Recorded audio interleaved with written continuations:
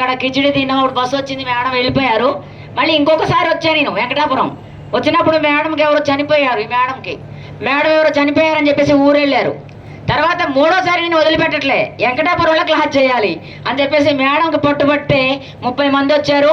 ఆ రోజు ఉదయం ఇక్కడ ధ్యానం పెట్టాం, సాయంత్రం సార్ వచ్చారు, మన మనోహర్ గారు. ఆ రకంగా ధ్యానం స్టార్ట్ అయింది ఇక్కడ. మరి ఎంతో అద్భుతం. మనం వేసిన బీజం ఎక్కడికి పోదు. ఒక సంకల్పం ఉంటే ఆ సంకల్పాలకు అనుగుణంగా మనం పని చేయగలిగితే ఏదైనా సాధిస్తాం.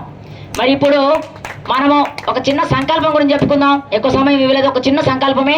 ఇవాళ పిఎంసి నడవాలన్నా, పత్రిక సక్సెస్ఫుల్ కావాలన్నా, మన పత్రిక గారి ఆశయాలు ధ్యాన జగత్, పిరమిడ్ జగత్, శాకాహార Jagat, pyramid party of India, pyramid సేవాదలు, ఏ కార్యక్రమాలు జరగాలన్నా మనం సంకల్పం చేయాలి. అది పిరమిడ్ మాస్టర్ సంకల్పం. మనమందరం పత్రిజీలమే. ఒక్కళ్ళు ఎవరైనా సరే నెగిటివ్ థాట్ రిలీజ్ చేస్తే అది పిరమిడ్ సొసైటీకి వస్తుంది. కాబట్టి మనందరి సంకల్పం ఒక చిన్న పక్షి ద్వారా చెప్తాను నేను. ఒక చిన్న పక్షి సముద్రం పక్కన చెట్టు మీద గుడ్లు పెట్టుకుందంట. ఒకసారి అనివార్య కారణాల వల్ల సముద్రం ఉప్పొంగి ఆ చెట్టు మొత్తం కూడా కొట్టుకుపోయింది. దానిపైన 8 గుడ్లు పెట్టింది. ఒకసారి అయిపోయింది, అది కొట్టకపోయింది. రెండోసారి పెట్టింది, రెండోసారి కొట్టుకెళ్ళింది. మూడోసారి పెట్టింది. 324 పిల్లలు. ఆ పిల్లల్ని సముద్రం బొట్టన పెట్టుకుంది. ఈ సముద్రాన్ని కప్పేయాలి అని శుద్ధ సంకల్పం చేసుకుంది ఆ పక్షి. చేసుకొని ఏం చేసింది అంటే, అక్కడ ఉన్న రాళ్ళు, ఇసుక చిన్న చిన్నగా ముక్కుతోని ఆ ఇసుకను ముంచుకొని ఆ తడి చేసుకొని ఆ సముద్రాన్ని ఆసరగా తీసుకుంది. మళ్ళీ సముద్రాన్ని కప్పేయాలంటుంది. సముద్రాన్ని ఆసరగా తీసుకొని సముద్రంలో ముక్కు పెట్టి ఆ తడితోని ఇసుక తీసుకొచ్చి సముద్రంలో వేస్తుంది.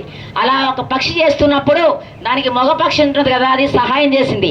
అలా 2 పక్షులు కాస్త పక్షులన్నీ సహాయం చేశాయి. అలా కొన్ని వందల వేల పక్షులు చేస్తున్నప్పుడు ఆ పక్షిరాజు గరుడ పక్షికి తెలిసిందనమాట. తెలిసి ఈ పక్షులకి ఇంత అన్యాయం జరిగిందా ఈ పక్షికి, కాబట్టి నేనేం చేయాలని చెప్పేసి ఆ గరుడ పక్షి, మరి ఎవరి వాహనం?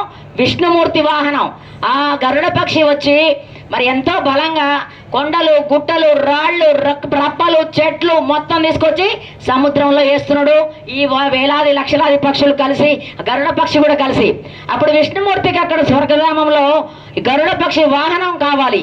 వాహనం ఎక్కడుంది అనుకున్నప్పుడు భూమి మీదకి వెళ్ళింది గరుడ పక్షి అని చెప్పారు. ఆ విష్ణుమూర్తి భూమి మీదకి వచ్చిండు. అప్పుడు భూమి మీదకి విష్ణుమూర్తి రాగానే సముద్రుడు అడుగున ఉన్న సముద్రుడు పైకి వచ్చిండు. అప్పుడు ఏంటి, ఎందుకు జరుగుతోంది, అక్కడ ఉండాల్సిన నా వాహనం ఇక్కడికి ఎందుకు వచ్చింది అని చెప్పేసి అక్కడ విశదీకరించినప్పుడు విష్ణుమూర్తి, ఇగో ఈ పక్షికి అన్యాయం జరిగిందంటే ఆ పక్షి అన్యాయానికి విష్ణుమూర్తి 24 పిల్లల్ని సృష్టించి ఆ పక్షికి ఇవ్వడం జరిగింది.